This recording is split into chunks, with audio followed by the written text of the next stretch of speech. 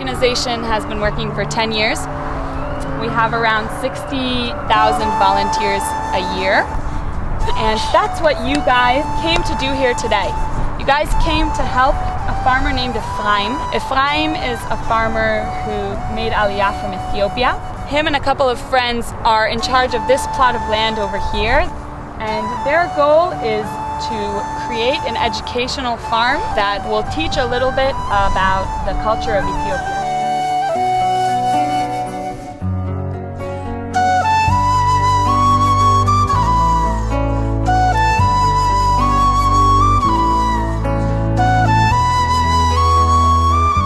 And hopefully when you guys come back here in, I don't know, 3 years, then you'll come here and you'll see how things have changed and how this place has grown, and you'll know that you guys were a big part of it.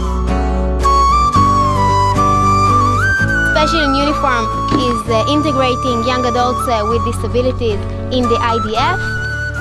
I really feel like doing something for this country, and it's a specific reason for me to be part of the military, and I felt it in me. I've always thought about seeing myself as a soldier and a part of a base. We are proud. I can be stronger, I can be braver, I can be anything I wanna be. Oh, anything I wanna be. I have the power, I have the courage, I am a hero. Everything I need is inside of me. Another amazing thing that was mentioned is that how Israel was the first one to integrate this program, and I think it's really amazing how Israel is like a light onto the others. Anything I wanna be, oh, anything I wanna be. I have the power, I have the courage, I am a hero. Everything I need is inside of me. Welcome to Moshav Yated. My name is Yaron Bob. I'm your host today. Moshav Yated, just to give you like the heads up, Moshav Yated is about 1.5 miles from Gaza and 1 mile from Egypt. So we enjoyed the best of both worlds. We went from rockets to roses and met Yaron, who told us about a difficult experience that he went through where rockets were falling right in front of him, but he made it into something amazing and turned the rockets into something that could be used and something that could represent the struggle that people face every single day.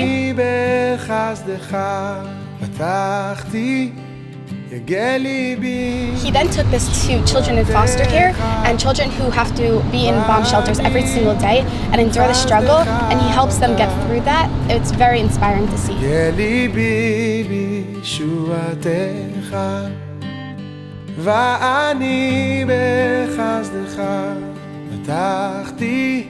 So welcome to Chalutza. We are in Bnei Netzarim. It's one of the 3 communities in Chalutza. My name is Yedidia, and I was born in Gush Katif.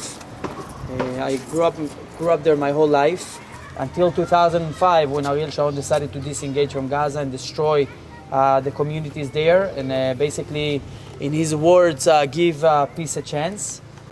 And so we were forced to leave our homes, and it was against our own will. And after the disengagement, 15 families from my former community, the community of Atzmona, decided to be positive towards the disengagement and everything that was going on. And they decided to go up to the government and ask for the next national mission. We took upon ourselves this mission of building Eretz Israel again in this piece of land that was never developed or lived in before. And for us, the partnership that we have with families and friends, especially from Boca Raton, means the world to us. השיר על השם, השיר על השם, השיר על השם, כי גמר עליי.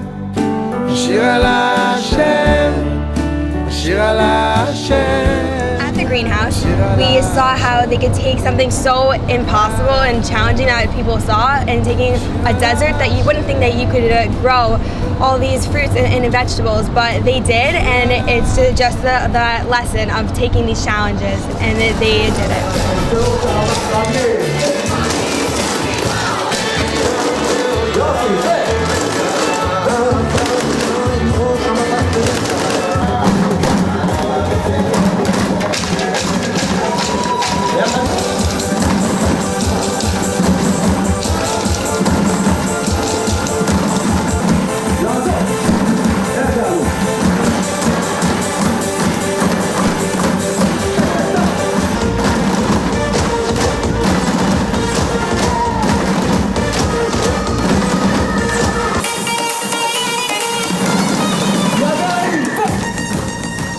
So actually, Yedidi came to Boca for Shabbos, and so when he said we really have this need for a Pinach Chama, we'll explain what this building is. I said I want to do it. We're coming this summer for my daughter Eliora's bat mitzvah, and let's do this so that my kids can see that they have a part here in Chalutza. And you now have an opportunity to be a part of that also. We're going to do something that's really nice to bring the soldiers who are just patrolling here a little soup tonight, just change their mood a little bit, help them get through another difficult night here in the southern border.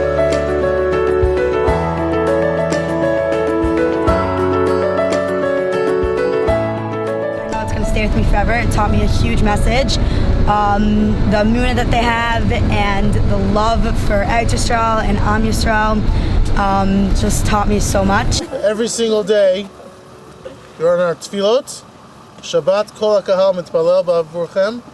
V'tidah she'anachnu, you are our heroes.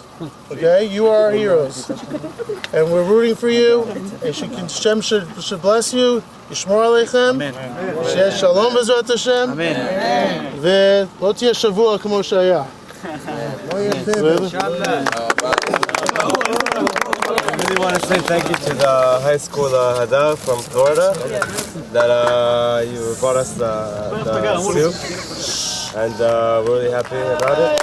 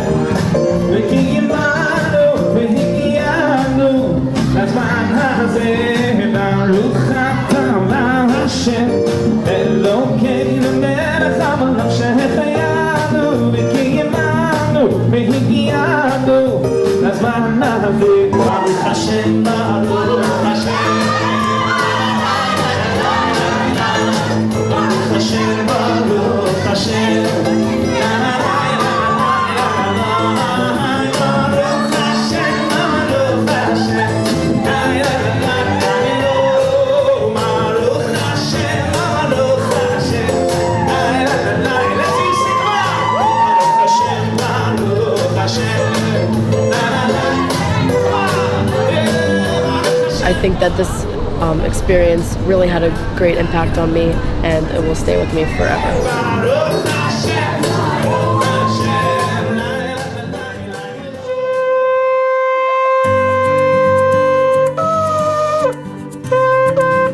Rebbe, you look fantastic. You look like Moshe Rabbeinu, I'm telling you.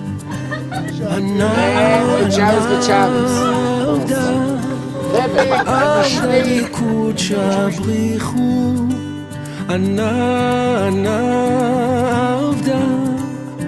Avda de kucha brichu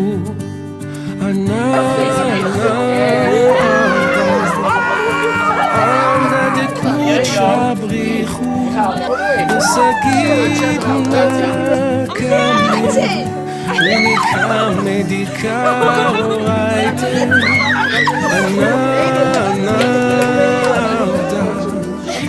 Avda de kucha brichu Sagid nakam medikar raite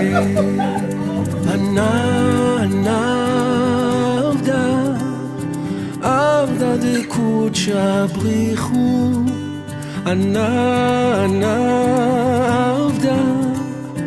Avda de kucha brichu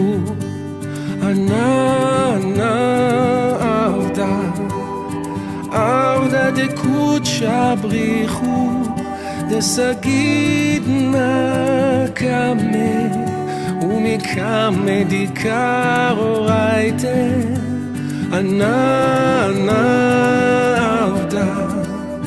Avda de kucha brichu de sagid nakame umikame dikar raite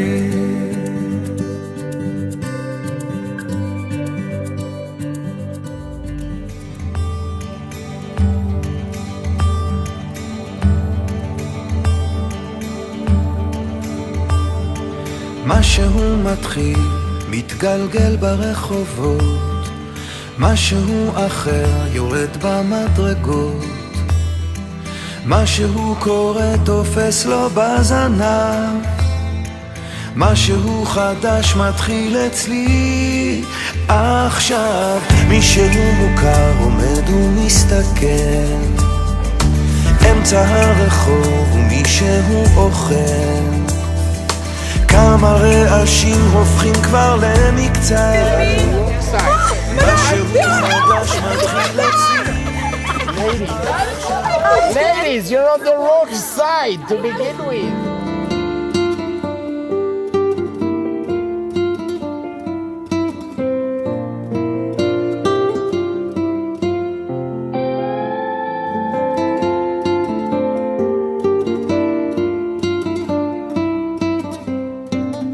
Tradition, the legend that the yeshiva Shem ve'Ever. Yeshiva Shem ve'Ever. Who's Shem? Shem is the son of Noah. But some people can walk in a room and just make it a life. So that Rizal, he goes around not only Tzfat, but he goes to Meron, and he goes onto the mountains by Amuka, and he runs around and says, this is the kever of Abai V'Rava. This is the kever of Yehuda ben Tema. This is the kever of Bnei ben Yoyada. This is the cave of Shem ve'Ever. Shem ve'Ever, what? It's not a Tana. This is the case of Shem ve'Ever.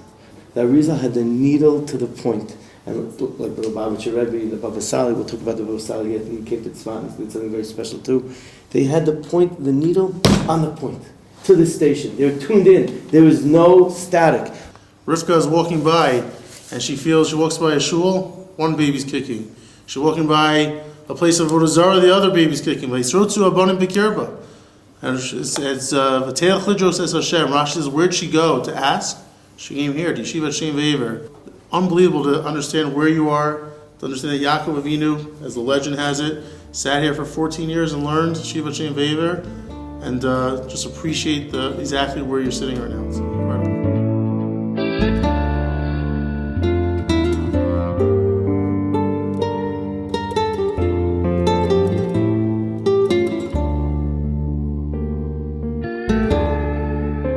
Yosef Karo is one of the first great people to come to Tzfat. He lived in Adrianople, Turkey. It was the second day of Shavuos. He was learning Mishnayos all night with his two chavrusas, Rav Elazar Askari, who writes Yedid Nefesh, and Rav Shlomo Alkabetz. Does anybody what Shlomo Alkabetz wrote? What? The Chadod.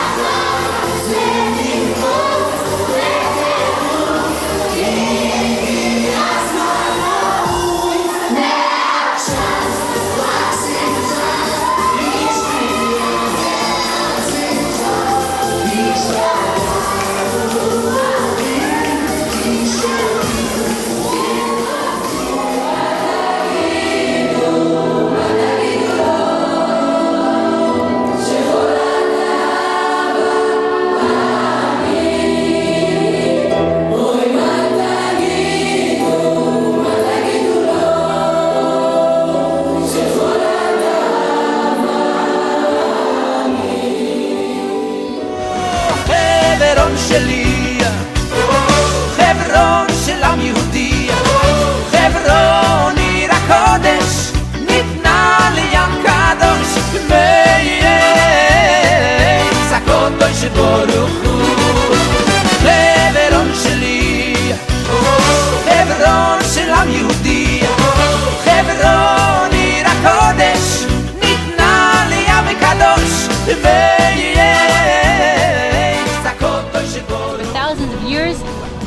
to be buried here. This is where our ancestors are. This is where the matriarchs and patriarchs, the foundation of the Jewish nation is here. The first Jew who has ever lived, Avraham Avinu, the first Jew in the world, is the first time that a Jew is buying a plot of land in the land of Israel. This is the first real estate in Israel, Me'arat HaMachpelah and the cave of Me'arat HaMachpelah, the field around it. And Avraham Avinu insisted, as I said, on buying this place, on paying for it. And you can see how the city developed, because you can see around Me'arat HaMachpelah we have all the area that looks very, very old, lower houses. All of that area is the ancient or the old city of Hebron. And all the new city of Hebron established and developed during the last 50 years since Jews came here. And where did Jews live? So we said that in Hebron there are pretty much 800 Jews. They're spread out in 3 neighborhoods. This is one neighborhood. Then there's 2 more neighborhoods, Beit Hadassah and Avraham Avinu. But we also have Kiryat Arba, and Kiryat Arba was a new development that was established in 1970 around. And we know that King David, for the first time when he's in peace, is when he becomes king on his tribe, on the tribe of Yehuda. And Hebron was the capital of the tribe of Yehuda. So King David, before being king on all of Israel for 33 years in Jerusalem and uniting the Jewish nation, he was king only on his tribe here in Hebron. This is the ancient wall of the city of Hebron. It's dated back to 4,000 years ago, the time of Avraham Avinu. And these stairs go up. You can see how they're walking up. Avraham Avinu may have walked on them.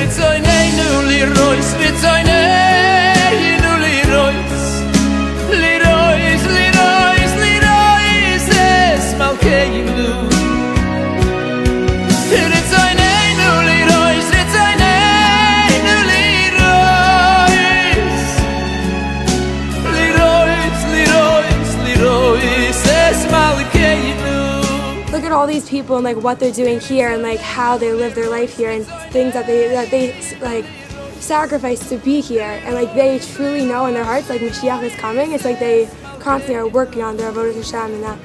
So I hope like we could bring back like all of us and like show everyone that like we can do so many things.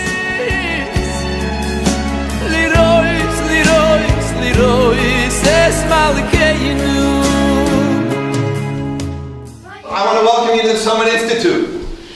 Anyone know what the word summit means?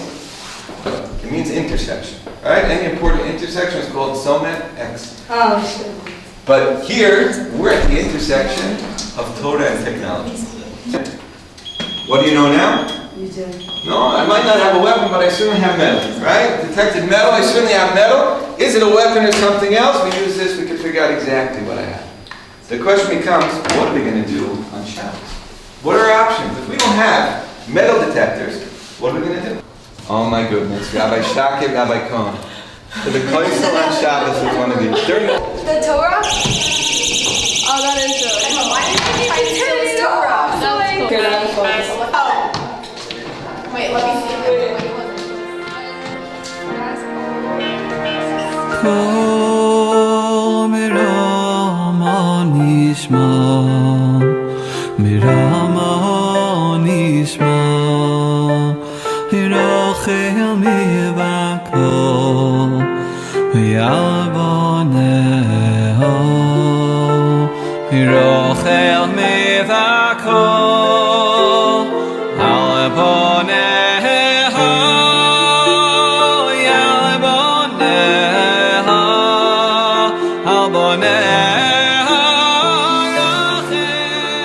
I feel like we should take things into perspective and be like, okay, like right now a situation might be hard, but like imagine this person, imagine these people, like imagine these kids that like are growing up in a home who don't have parents. Like we should just be so grateful and like everything we were given for like this amazing trip. In Israel, and I think like this is an amazing thing about like you're in the moment. Like when you're davening at the kotel, you're davening at the kotel, and when you're sitting up here, you're looking at it up here, and you're not like thinking about other things, and like you don't like. I feel like your like worries disappear. Being in Israel showed me like how much like I'd always like knew it, but like when you like actually see it like live, how like people are really like living for something, it like really shows you like what there is, like all the meaning in it.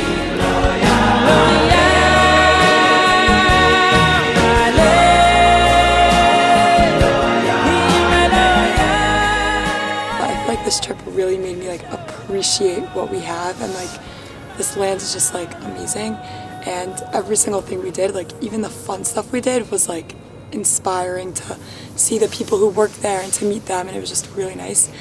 And I feel like it's going to be really hard going back home. This whole trip has just really shown me, of course, like the things that we've learned from it, but it also showed me what really happened behind the scenes. Like clearly there was so much work that went into the trip, and aside from the inspiring moments in the trip itself, I think what really inspired me also was the work that went behind it.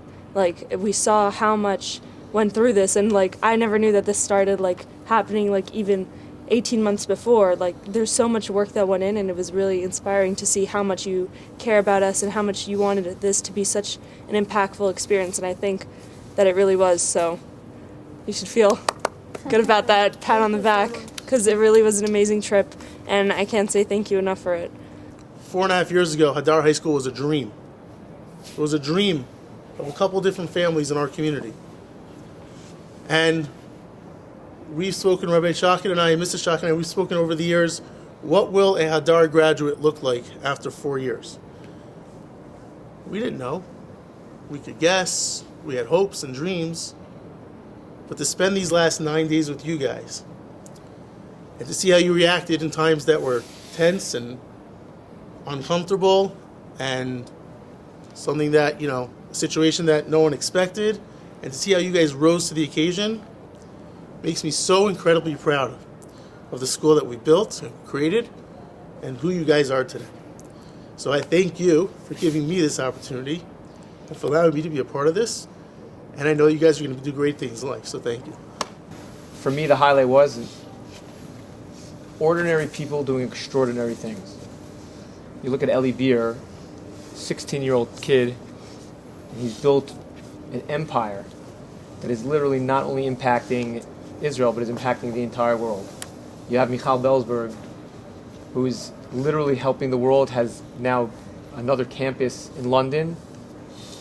You have Yehuda Cohen, who literally is the father and grandfather to hundreds of kids and changing the trajectory of a component of Klal Yisrael that otherwise would have been lost forever. Ordinary people doing extraordinary things. I look in each one of your eyes and I see extraordinary people.